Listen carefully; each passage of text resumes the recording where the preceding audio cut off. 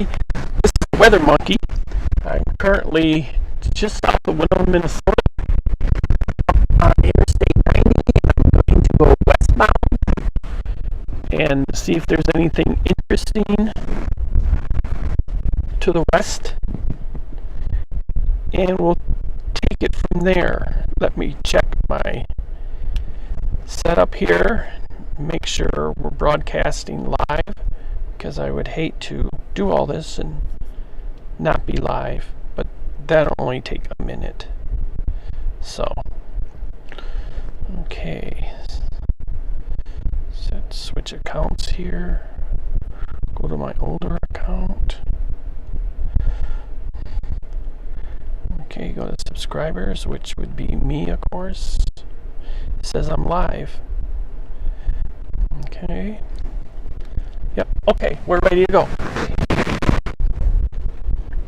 Switch accounts here. Now, this ain't gonna work. Turn it down. Okay. Otherwise, be driving crazy with back view. Okay, let's go.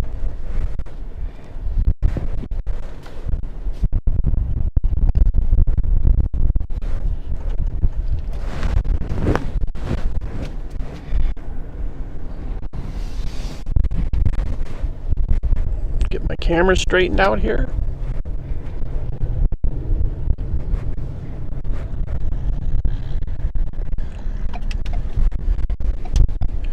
We'll run the frontage road here.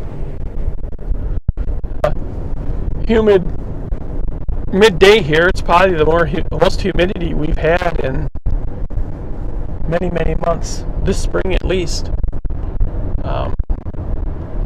And in this particular area, we're not really short on rainfall, but a lot of areas around us have gotten more. So that can become interesting. Of course, I don't know if a lot of you know this or not, but I just retired from having a lawn service, which I 30 years. So I started in the mid-90s, and now we're in the mid-2024, 25 coming up. So yeah, this is probably my 29th, 30th year, and I retired. So I just don't want to work till the day I fall over, if I'm fortunate enough to just fall over.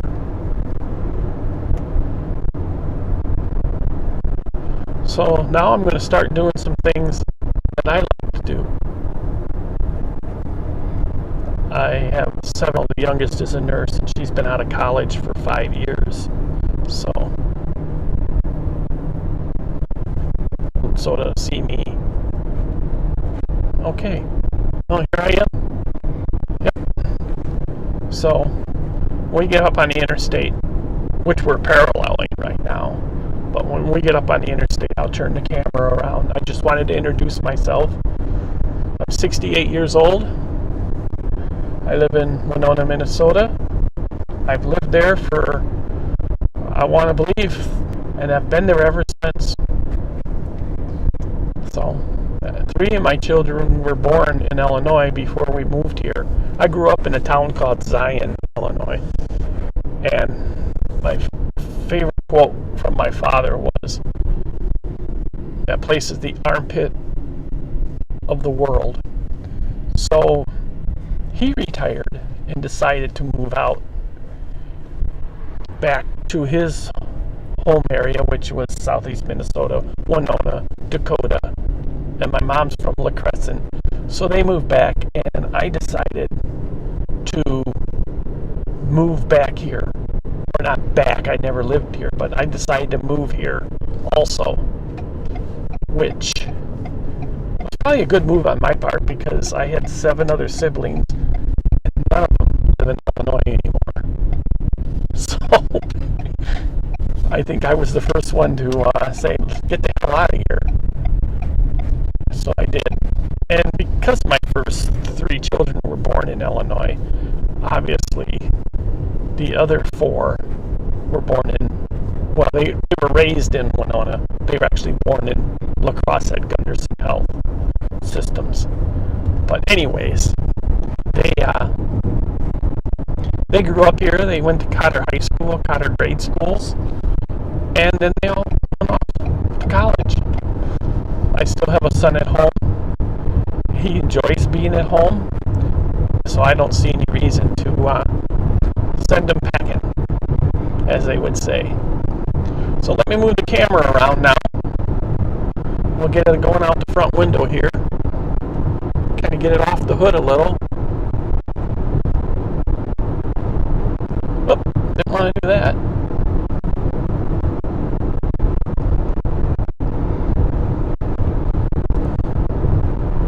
See if I can get it to go up some.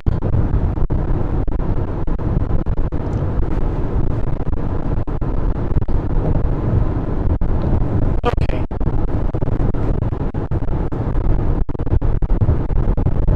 There we go. Bring it back just a bit. It doesn't look straight. Now it does. Okay, and I'm going to... Well, I don't know. I don't want it. Here's what I'll do. I have an infotainment system in my vehicle, and I can actually see the messages on the infotainment system. So I'm going to turn that on. That way, if anybody does send me messages, I'll see it. And depending on where I'm at and what I'm doing, I might be able to answer them. So, okay. Hook this up. I just don't want to use too much bandwidth. So, we'll see how it goes. I've used it before. By the way, this is the first time I have done some storm chasing earlier this year, and I used my cell phone camera. So this is the first time that I've got an indicate. Let me go down here. I couldn't really show you what I'm doing here without moving the camera, and I'm not going to move the camera off its mount. So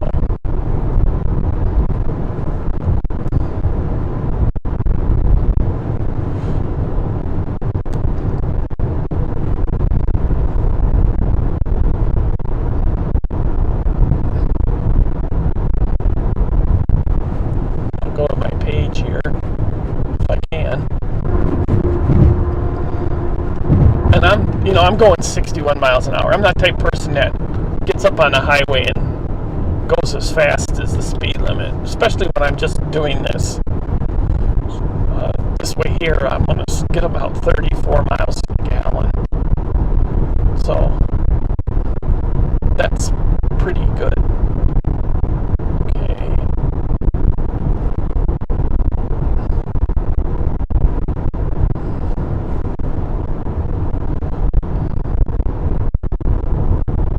I don't see my live video up here yet, but I know I am. Yeah, there I am.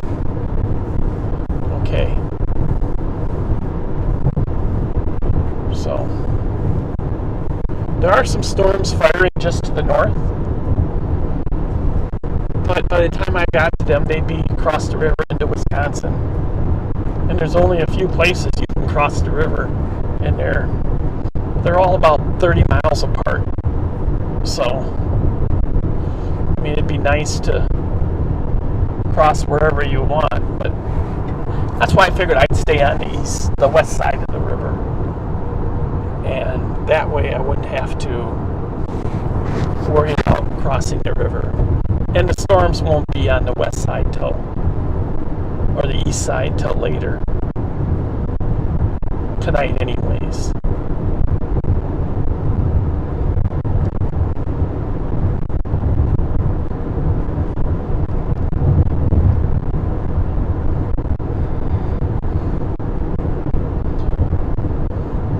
But I don't take this interstate west very often.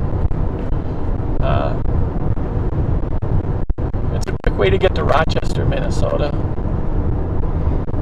And other than going to La Crosse, I don't really get out of Winona that often. So it's kind of nice to get out and go for a ride. As you can see, mile marker 244, and this is exit 242 coming up. So it's over a mile, obviously, to the exit. But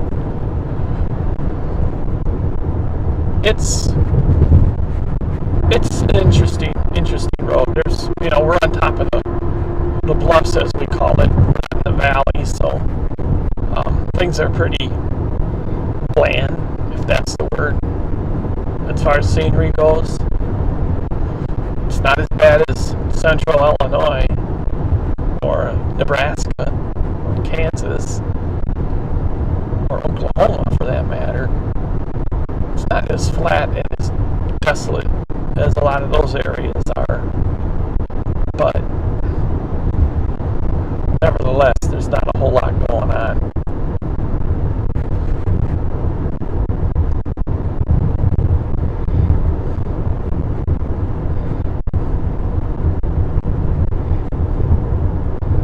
Like I said, I had been using my cell phone for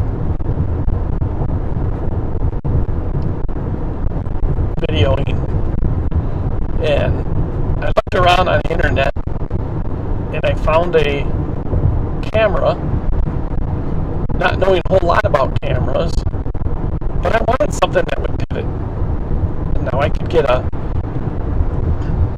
gimbal for the camera to pivot on, but I figured if I could find a camera that pivoted itself, that would probably be my best situation. So I bought this camera. It's got a gimbal right on the camera, and you can set it up. You can put it on the outside of your car if you wanted to. It's got a magnet base. It's got a cord, so I can put the cord down in my console, and then I can basically move the gimbal left, right, up, down while sitting here. So that's kind of nice. I think it's called a Fiat. I'm not 100% sure, but it's a nice little camera. You can stream live with it, obviously, or you can record and play back and edit and stuff like that later. But I think it sells for like $275, and I bought it from the manufacturer for about $125, reconditioned, and I really don't see anything wrong with it. So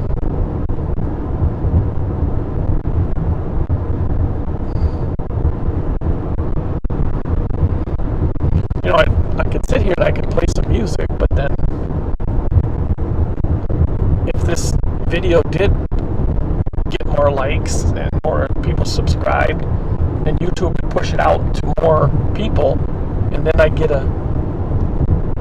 strike from YouTube for playing uncopyrighted music or copyrighted music.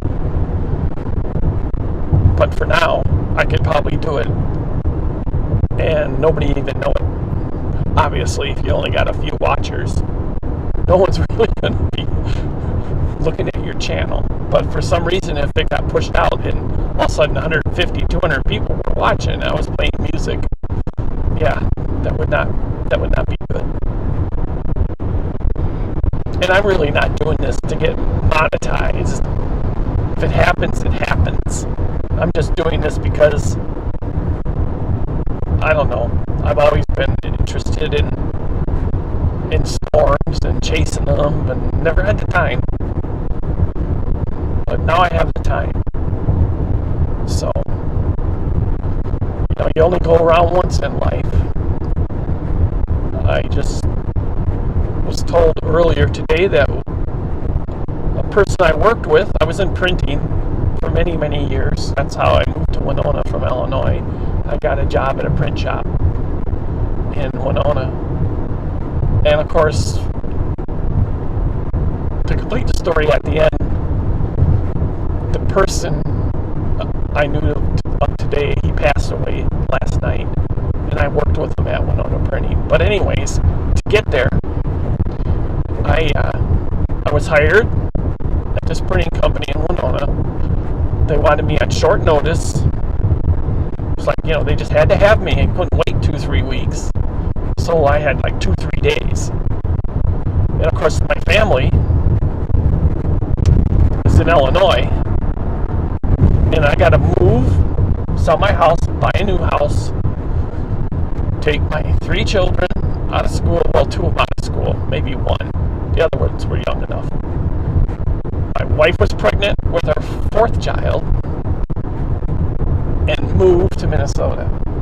So I did. I started here. I went home on the weekends for 2 weeks, 3 weeks until we sold the house. So I'm in work and I'm getting the strangest looks from the people I'm working around. And they found out I was from Illinois and they hired me at that print shop. And I could tell there was some bad vibes. I need to hire somebody from the area. Why'd they have to go hire somebody from Illinois? And I could tell that was happening. But anyways, stroke of luck. About 3 days later, the local newspaper came out, and it had a headline story. It was more of a community paper. It wasn't a breaking newspaper. It's like a shopper or something like that you get every week. But anyways, this story came out on the front of the paper, above the fold. Joseph Cooper, area pioneer. And of course, that was my great-great-great-grandfather. And I happen to have the same name. So I came to work. I was working second shift. I came to work, and one of the gentlemen that I was working with, who kind of gave me a cold shoulder for the last 3 or 4 days I was there, walks up to me and says, "Yeah, I read an article in that shopper. Is that guy related to you?" Because remember, he had the same name. I said, "Yeah, that's my great-great-great-grandfather." He looked at me and he says, "You're more from this area than anybody working here." And from that day on, it was fine. Nobody had a problem with me working there. Well, like I told you earlier in the story, that person passed away last evening. And, I didn't know him a whole lot. I went to work every day. He worked first shift. I worked second, so I didn't know him. I didn't go out with him. I wasn't really a friend of his. He was a few years older than me. But anyways, you work with somebody who's been doing the same thing for a while, and you get a little, you earn, their respect, and you respect them. So when I found out he was in assisted living about 1.5 years ago, I talked to him, and I did a few things for him. One time he was sitting in his room, and all of a sudden I heard a TV as loud as it could be. So I left where I was, and I walked into his room, and he's trying to figure out how to turn the sound down on the remote. So I grabbed it from him and turned the sound down, and of course he was happy I did that. And that's the least I could have done for him. So anyways, he's gone. And like I said, you only live once. And we all like to think he's in a better place now.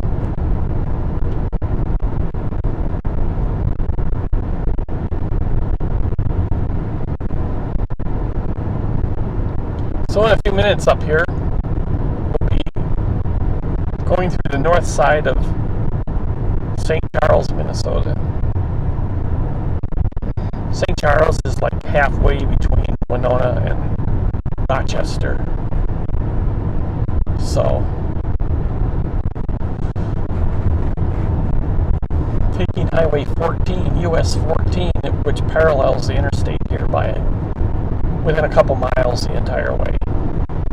St. Charles was a good place to stop and buy gas or get a sandwich or something on the way to Rochester. Now up here with the interstate, a lot of people don't even go through St. Charles anymore. But St. Charles is kind of coming to the interstate. So,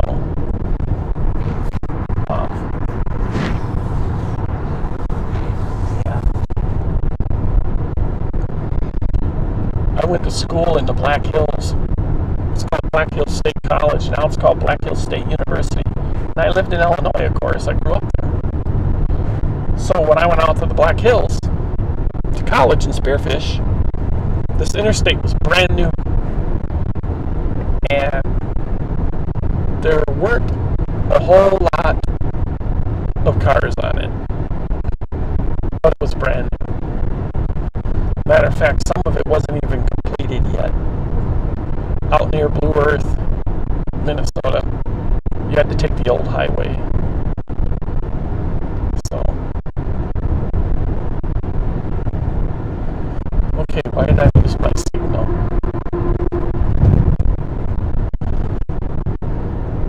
I can't believe that camera just shut off.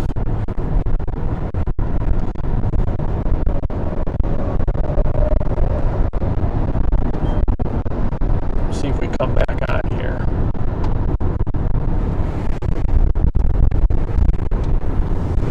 Okay. Are we back? My apologies. I think what it is if the camera's plugged into charging, it'll only run for so long.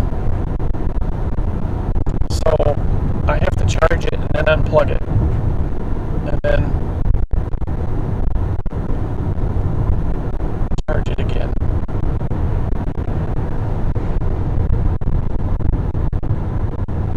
So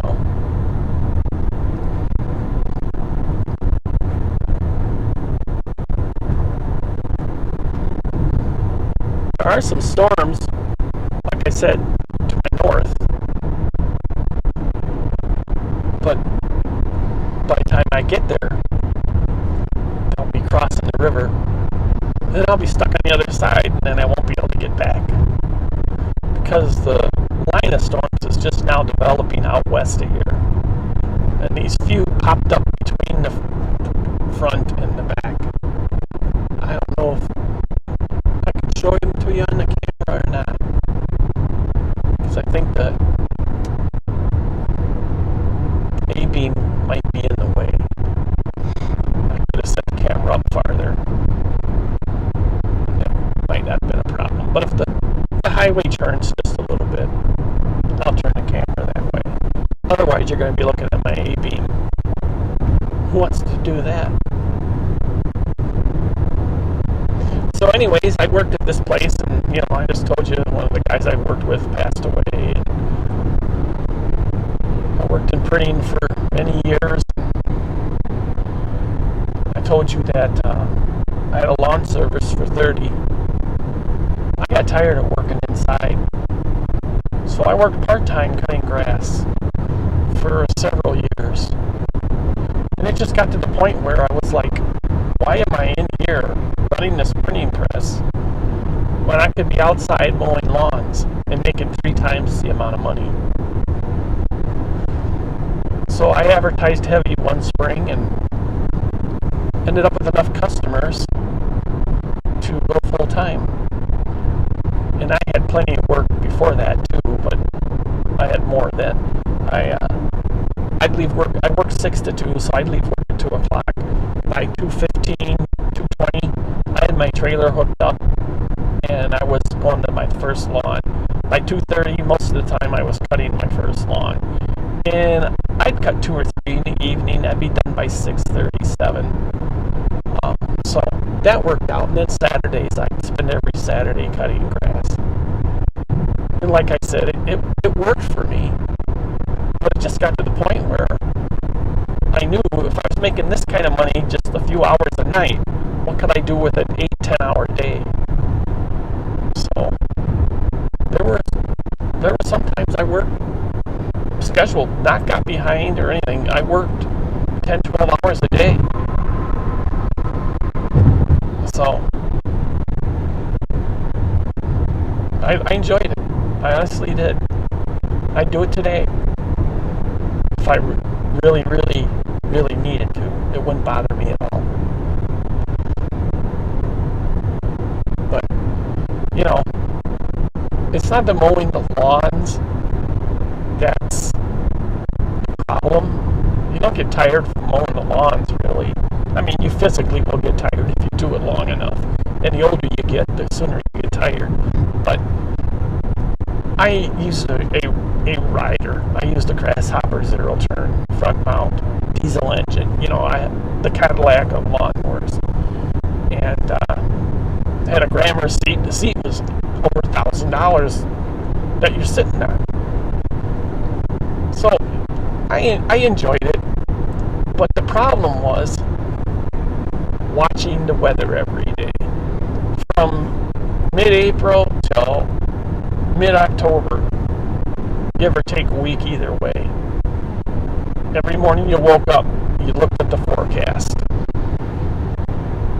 And if you had rain showers in the forecast in that week for 3-4 days, it was like, okay, now what do I gotta do? How am I gonna work around this? And then, you know, machines are machines. And just because you might have the best machine in the world doesn't mean it doesn't have its flaws and doesn't mean things won't break. So you're worried about the weather, you're worried about machine breakdowns, and that kind of wears on you more than the actual sitting on the mower and cutting grass and getting fatigued. Year after year after year, you know. And then for a while I plowed snow. That was even worse. Because when it snows, everybody wants their driveway plowed at the same time. You know, everybody has to get the target first. So that was even tougher. And, you know, you got 2-3 inches of snow, nobody would bother you. You know, nobody would call you. But if you got a foot and a half, your phone would be ringing. And people would be calling. You know, they call that the worst thing that could happen with snow removal is it snows all night. They go to bed at night, the customers, they look out the window, they see it starting to snow or it's been snowing. They go to bed. They wake up the next morning. The first thing they do is look out the window. They don't know if it quit snowing 10 minutes ago or 4 hours ago. They just know it's not snowing and their driveway isn't plowed. So then they call you. Yeah, it's done snowing. My driveway is not plowed. Where are you? And you have to explain to them. It just stopped snowing 45 minutes ago or half hour ago. I'll be there as soon as I can. I have my route set up, and I did flip it back and forth every now and then, so the people at latest were the earliest at times. It all depended on, you know, the situation. I had one guy that went for kidney dialysis, and I hit his place first every time it snowed, because he had a reason to be somewhere. So if I had the equipment, I had the time, I hit his place first. So anyways, yeah, they called because they opened the window and looked outside and saw it wasn't snowing anymore, and they thought it would stop snowing when they went to bed. So that was the most frustrating part of snow removal.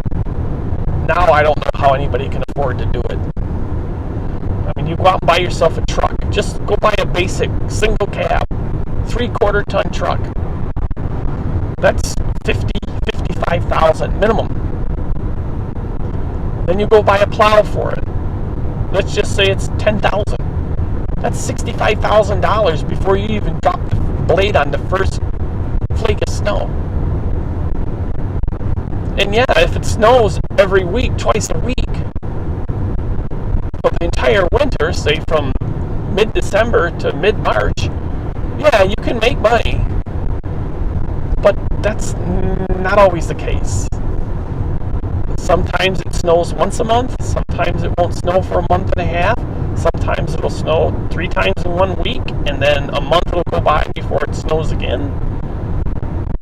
And every time you put that plow on that truck and you drop that blade, you're putting wear and tear on the plow, wear and tear on the truck.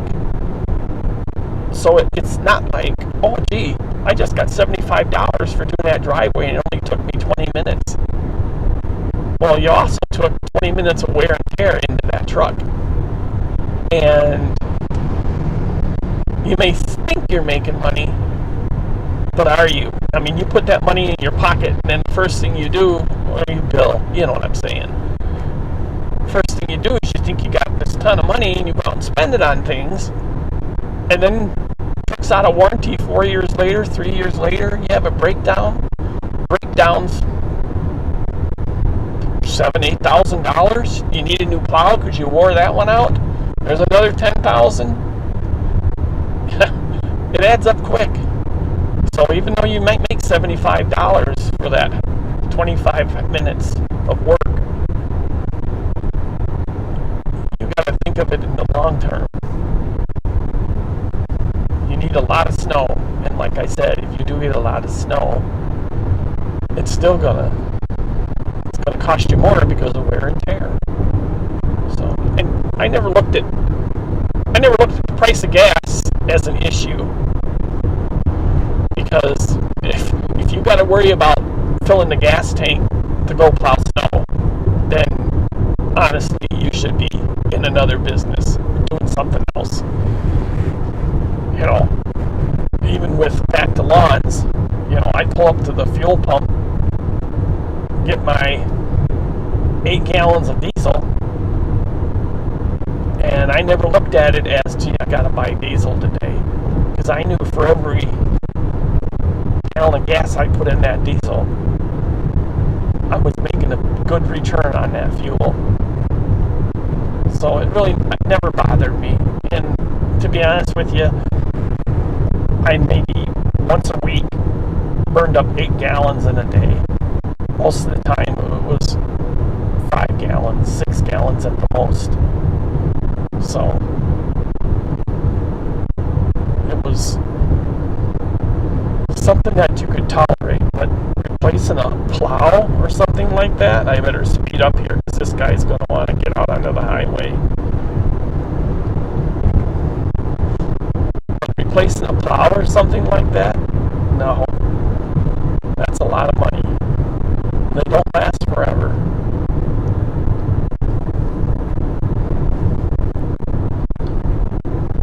Well, we're getting close to Rochester.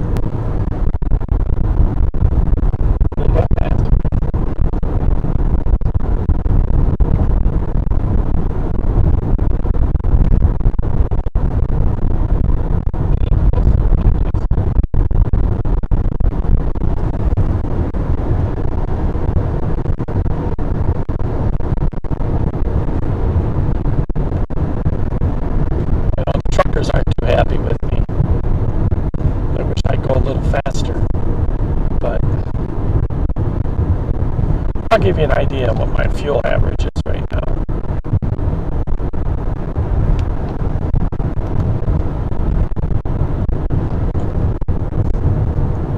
I am in a 2021 Bronco Sport. Badlands. I mean, not Badlands. That's the top line. That's the off-road 4-wheel drive machine. Outer Banks, that's what I have. So, and I just bought it a couple weeks ago. I had a Nissan pickup. It was okay, but we won't talk about it.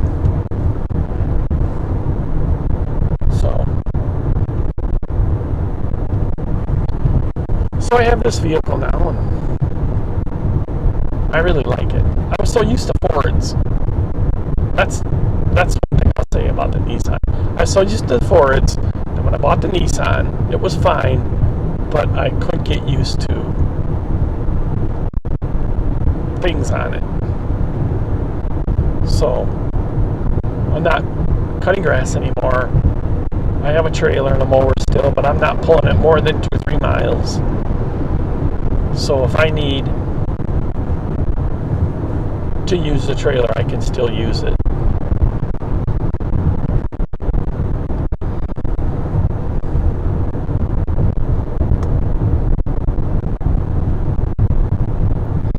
Okay, right now I'm going a little bit downhill and I'm getting 70 miles to the gallon, which is kind of a lie. So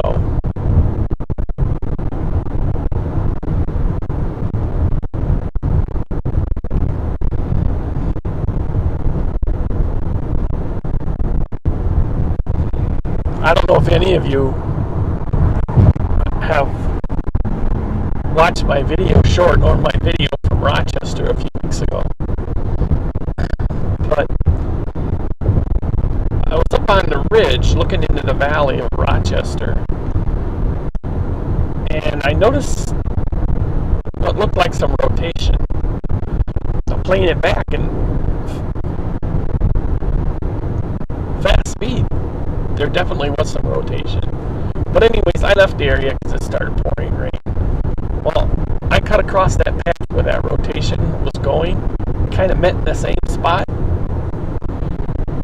and all hell broke loose. For about 3-4 minutes, things were really rocking. Then I got out of it, and there were some wind issues in the area, but nothing too severe.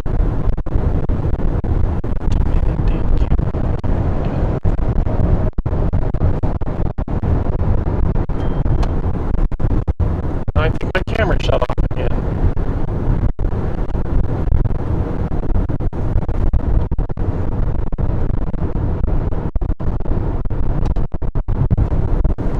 Yeah, I think my camera shut off again, and when my camera shut off, it turned the rotation.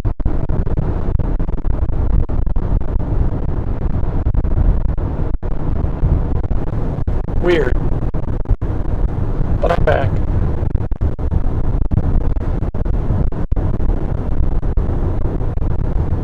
Guess I'm just going to have to make a mental note of bumping it every now and then.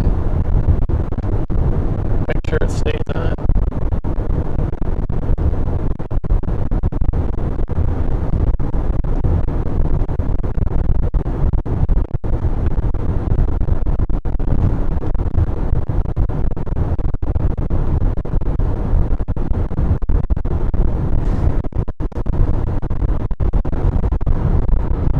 As you can see over here,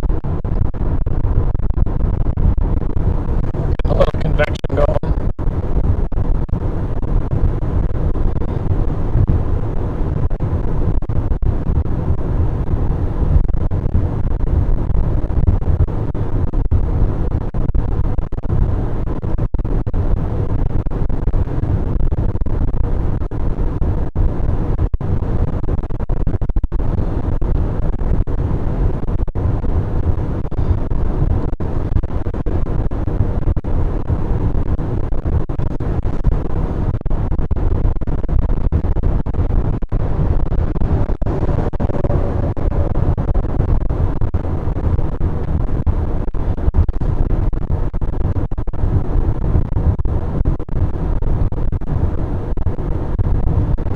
If I look way off in the distance, I can see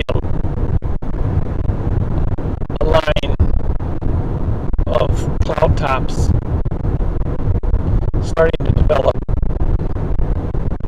I'm going to take a look at the radar, and I'm going to try to find a discrete storm and narrow in on it. what happens. With the sun here, things could get a little bit more convective than otherwise if it was overcast.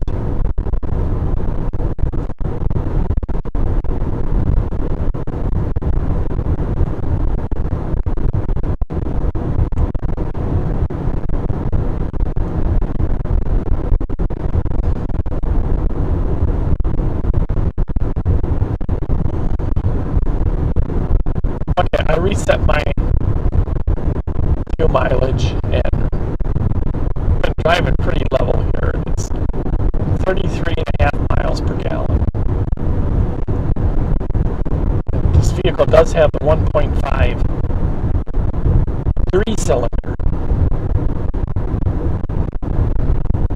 but you know I'm not racing it, so I don't think it's going to make a bit of difference if it's the 2.0 4-cylinder, 0.5 3-cylinder. It's got plenty of power for a 68-year-old guy like me. So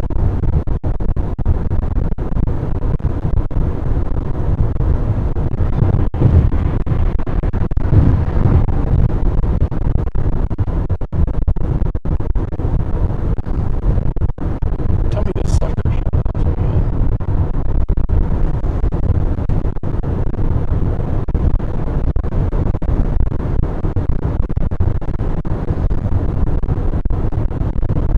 Going 75 miles an hour. He's got his hand up in front of his face with his phone in front of him when he's talking. Crazy. I mean, right now, I'm all hands free. I'm not touching anything but the steering wheel. So, I don't know how you can drive like that. A lot of people say, I'll do it every day. I'm used to it. Yeah, but the nuts driving around you aren't used to it. You know, they say it takes two to tango.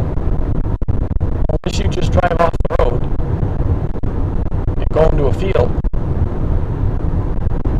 you always have to watch out for the other person. Because you never can tell what they're going to do. I'm going to catch some hell for this, but I'm going to say it anyways. Minnesota legalized marijuana. Ever since that, I've seen people driving that you wonder how they got their driver's license. I've seen them just cruise along. Four-way stop, go right through it. It's almost like now when you go to a four-way stop, more than before. You gotta double check, triple check, and make sure that car coming is gonna stop. Because it doesn't mean they're gonna.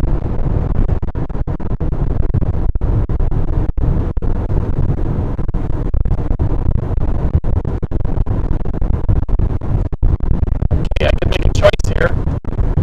I can pull off here and check to the next exit. I think that's what I'll do. I'll go to the next exit. This is the Rochester exit for Highway 63, which heads through downtown Rochester.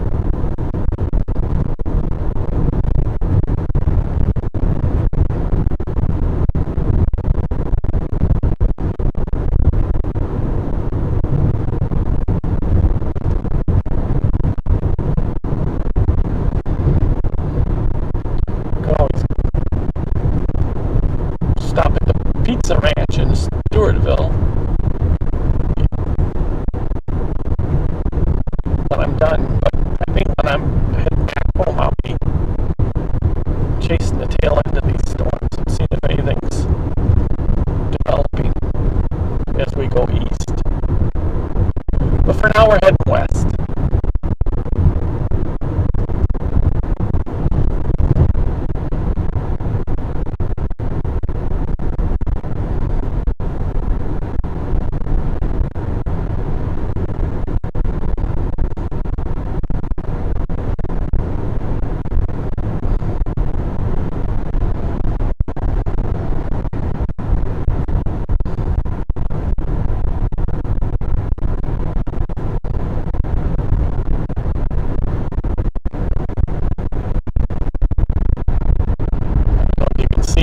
there, but there's this line of storms developing. These trees right here are in the way for now.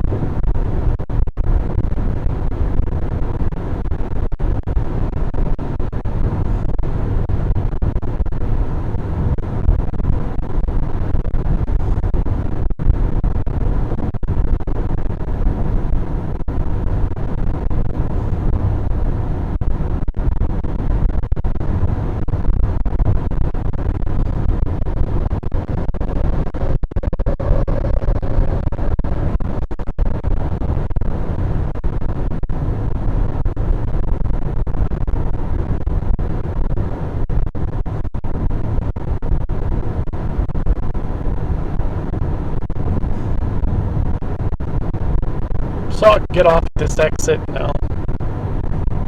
I'll check the radar. I had the opportunity to run the radar live in my car on the infotainment system, but I just soon stop and take a look at it on my phone.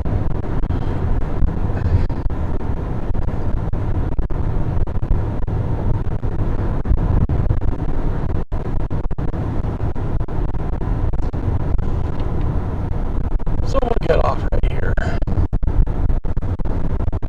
Mile marker 205.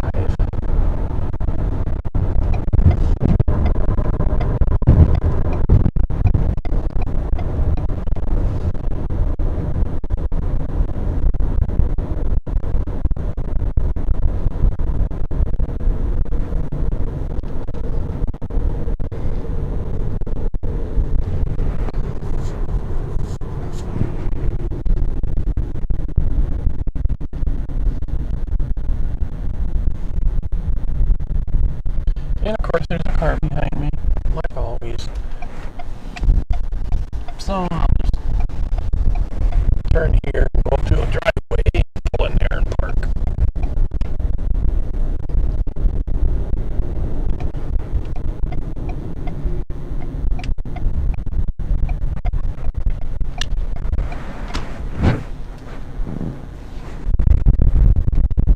There's a spot right here I can sit for a few minutes. Okay.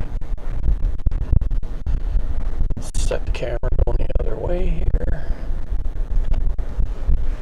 Okay. Get my reading glasses out and take a look at some things.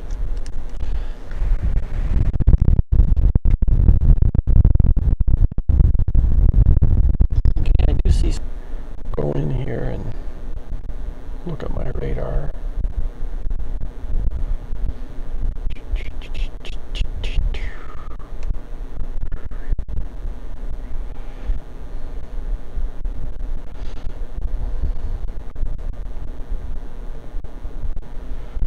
Okay, so that line of storms that's developing is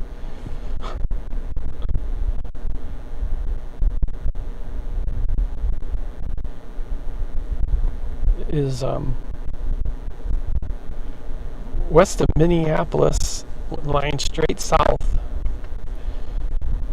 west of Mankato, west of Mason City, down to Fort Dodge, Iowa. There are a few severe storms involved in this. One is up near Brainerd, north of Brainerd. There is another large swath of dangerous weather situation from north of St. Cloud down to St. James, through Hutchinson. There's another severe weather situation east of Marshall, west of Redwood Falls. So I could probably go to the Quick Trip in Austin before I even need to stop.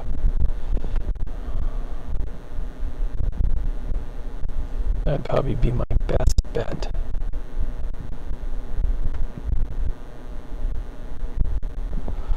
Because there are some storms in northern Iowa starting to work their way north. So we shall see.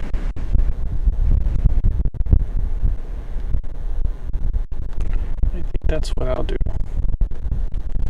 Just continue towards Austin and wait there. I might even turn the stream off. If I have to wait too long, then I can restart it. Anyways, let me do that. Head a little bit further west. Back out of here. Oh, there's a car coming. I better wait.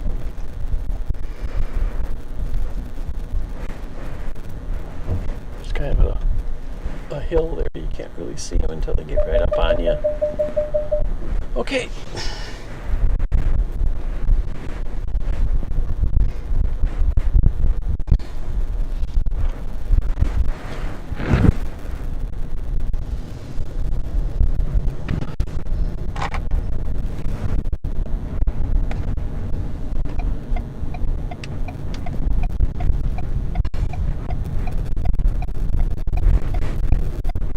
I gotta figure out where I put my sunglasses. Not at night, but I like them during the day. I found them. I wear my sunglasses at night. I could sing the song, but I better not. I don't want to lose viewers with the few I have, if any.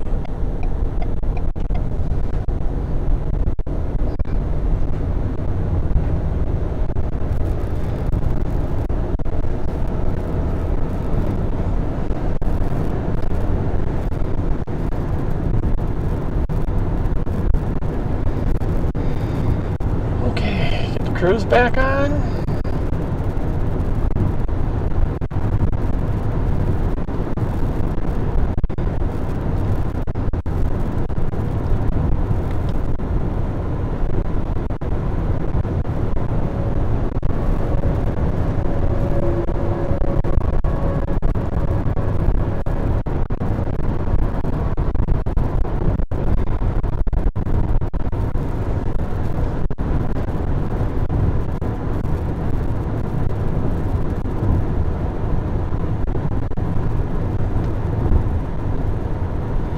And then when I get out this area, it'll just be a waiting game.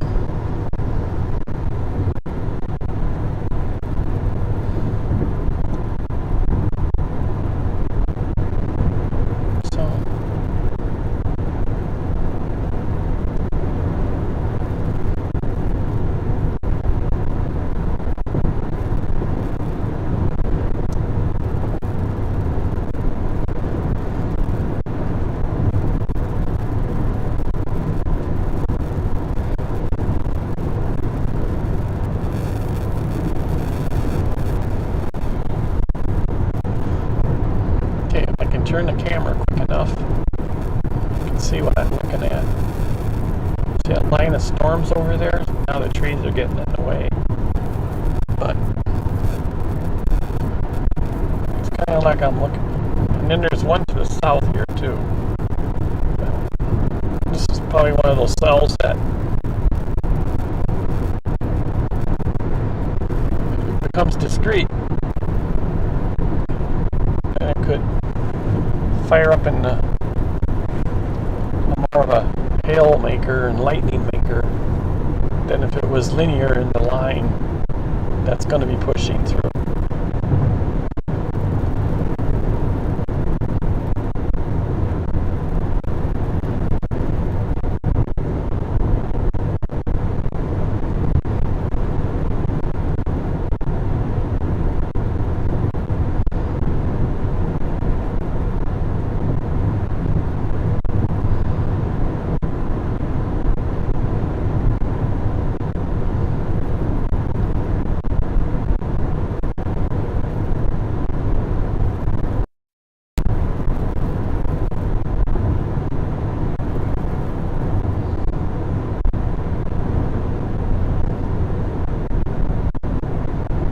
I'll pull into that quick trip in Austin in about 10 minutes, maybe 15.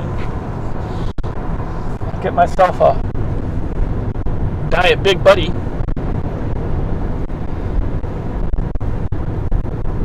And we'll kind of find a high spot around there. I'll take a good look at the radar and decide what's going to happen. Go farther west or go north or go south. So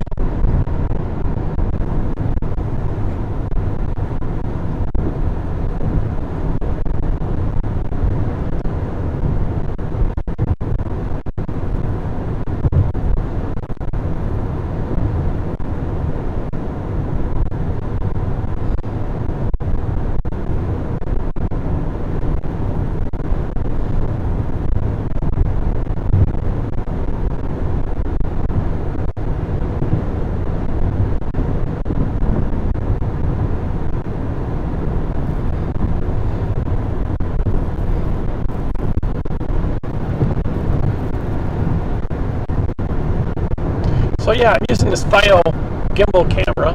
They call it a pocket camera. And I'm using a Dell laptop that my daughter gifted me. What I'd like to do is I'd like to get the new iPad with the M1 chip and stream from it rather than carry around the heavy laptop. Problem is, you know, it's not like I'm out there every day doing this, so it's kind of hard to justify spending the money on an iPad. That, I mean, I have an iPad at home, but it's got a Bionic chip, something like that in it. 813 Bionic chip, I don't know. It's not made for pushing streams, but the M1 is, and there is some software out there designed just to use the iPad, which would be nice.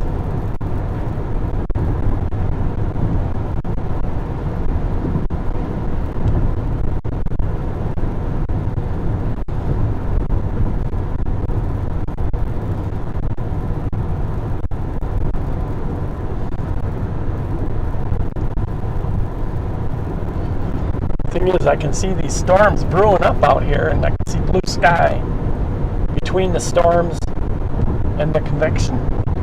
So those storms are going to grow, no doubt about it, especially with the blue skies around them. In other words, the ground is heating up.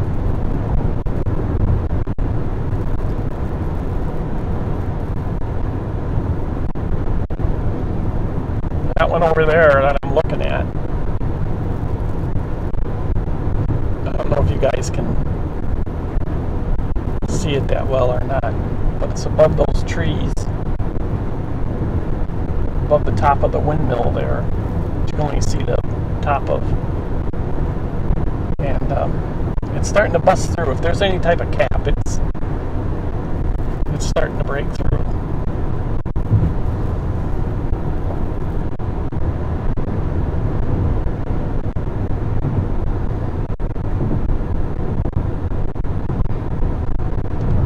One thing I like about running on the interstate is I don't want to vary too far off it on roads that aren't that busy, because then you lose your signal.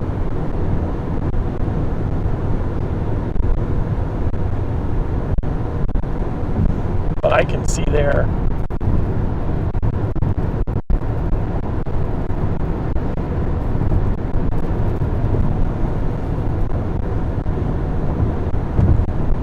Normally, if I can see it with my naked eye, the camera can pick it up too.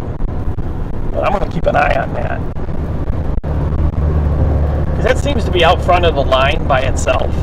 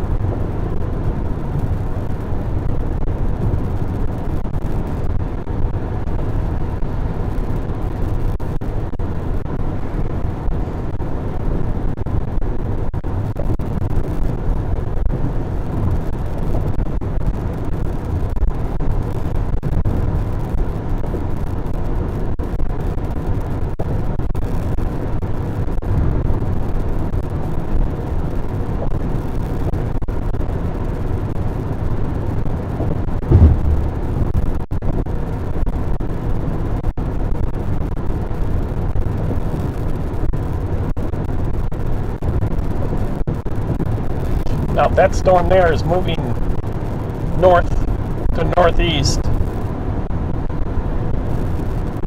I think that's the one I'll go after. If it's moving straight east, then I'm not gonna. But I think it's moving northeast. I'll check the radar when I stop.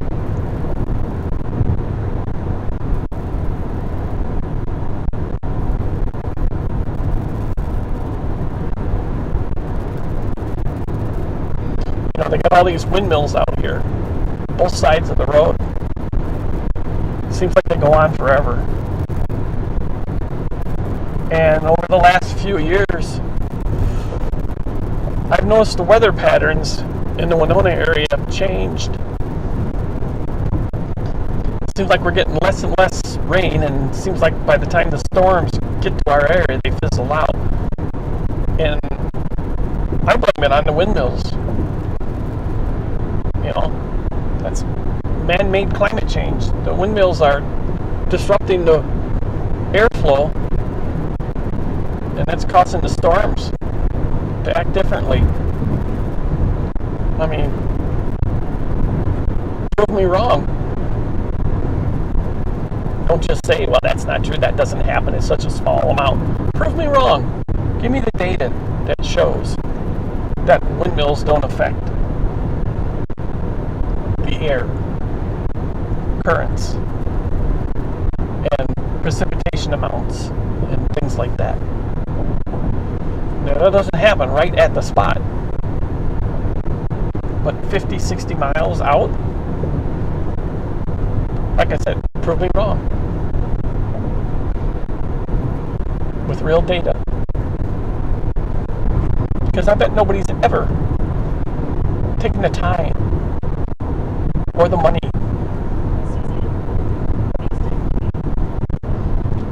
Oh, I got a phone call right here, so see if I can take it. Hello? What? You really wouldn't tell me? Yeah, I did. Would you think I was kidding? Okay, I'll talk to you later. No, I don't. I need some things. Well, I'm too bad. I'm out near Austin. Goodbye. Oh, too bad.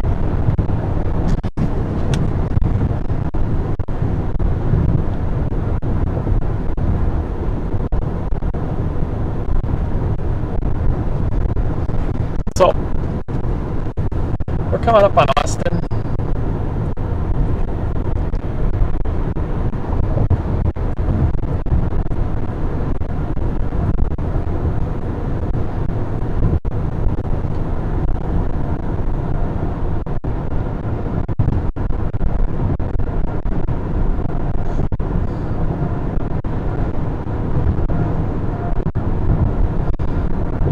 Okay, I'll bring the camera back to center again. Give us an idea of what we're looking at.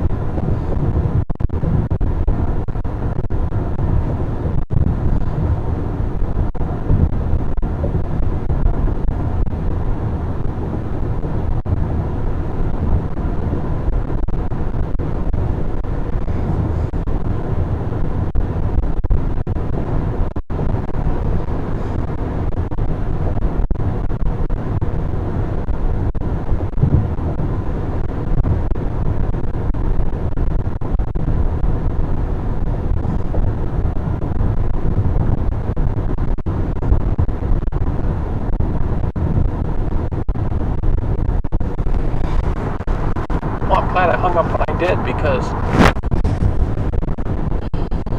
I'm using my infotainment system. So when the phone rings, I have to answer the phone itself. It's not hands-free. So I didn't want to spend too much time here.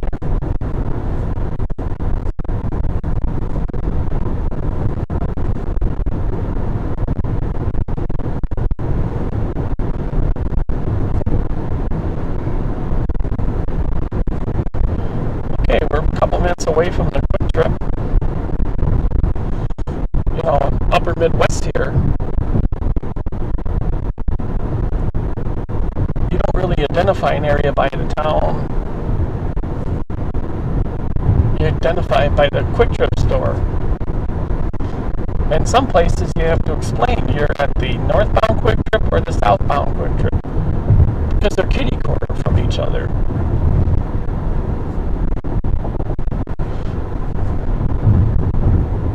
But they are a great company.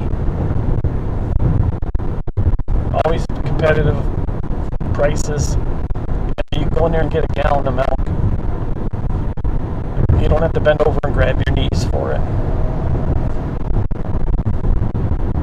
Donuts, cookies. Always great prices on them. Buy a piece of pizza, you can buy a whole pizza. They'll cook it for you right there. All their own brands of drinks.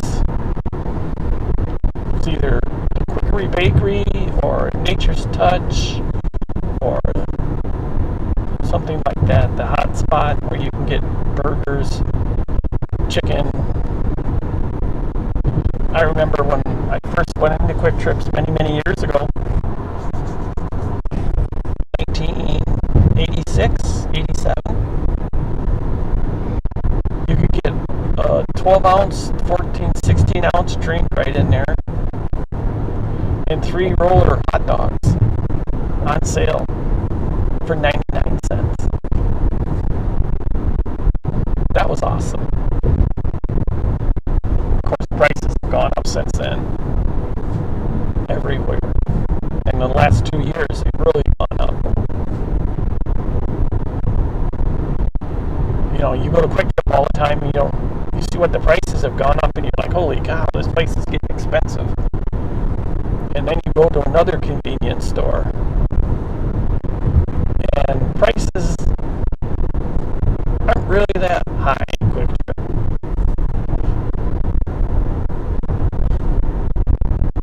Sometimes they have some real good deals on stuff. Like every now and then you can buy bacon wrapped pork loins, I think it is, for 99 cents. And two of them is a meal. So for $2, you can take them home, cook them. For $2, have yourself 2 nice pieces of pork with bacon wrapped around them. So they got that going for them at least. But they're a great company. I always said if they had an IPO 20 years ago, they'd be even a better company now. On a standpoint of investing, I'm not going to doubt them. They know what they're doing. So, but they're expanding, always expanding. They opened up the store and are getting ready to. They probably have already in South Dakota. They're opening up some stores in Illinois, which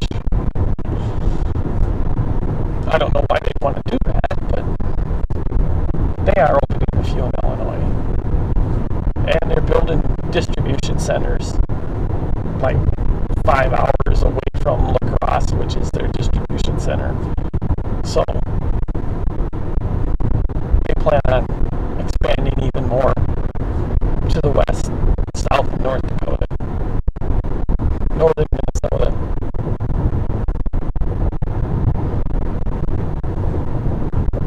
They're a good company. That's all I got to say.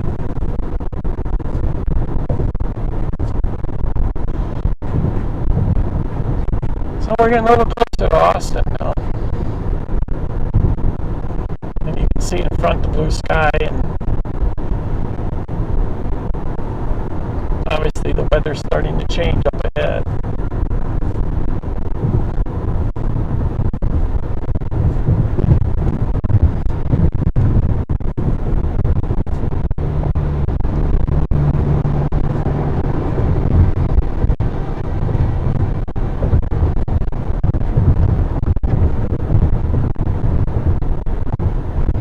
Now I'm up to 33 miles to a gallon.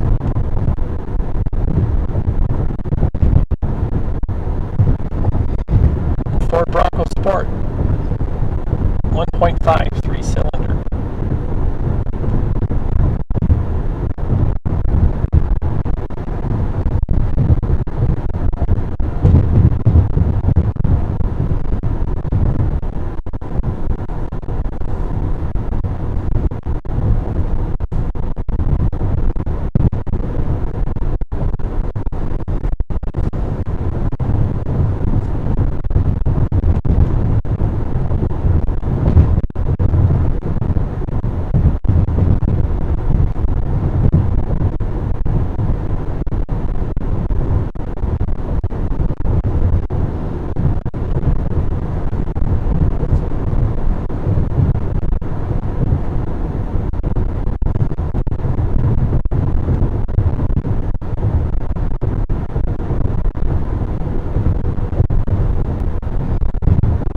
Here on the left-hand side was very little traffic, and it was the surface since then. We get a little.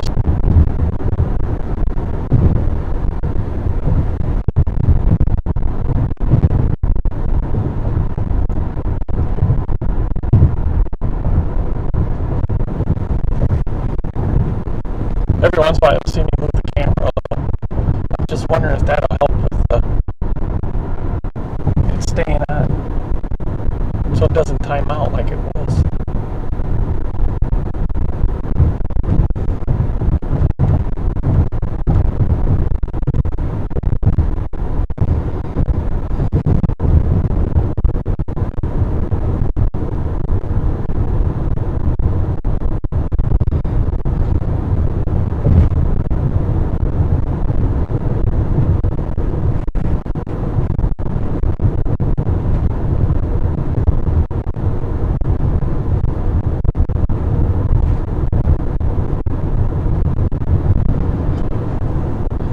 Sunny and 82 degrees.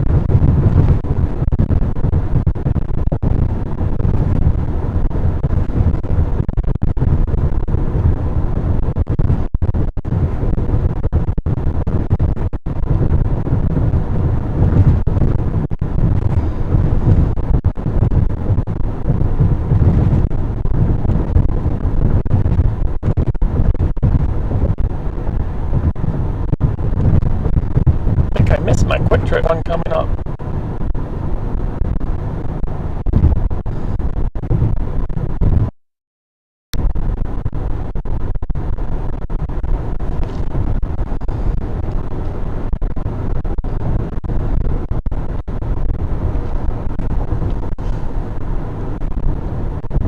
Maybe I think it's this one. Yep.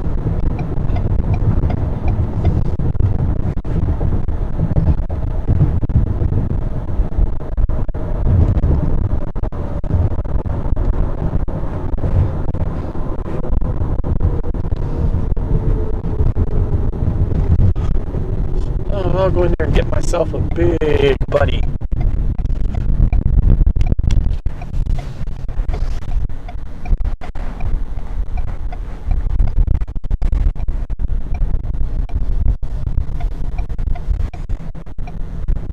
I don't want to have to do this, but I might have to shut the vehicle off. There's a state trooper sitting there. I was just going to leave it running and lock it.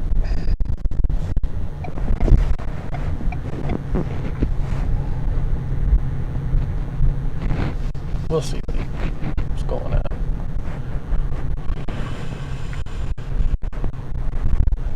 Well, I was going to park here, but that's handicap, so I won't do that. Park at a gas tank.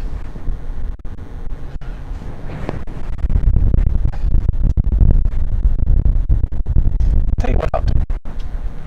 I'll just go in and end the stream, and then I'll start another one. How's that sound? When things start getting a little bit more hectic. That way we don't have to worry about it.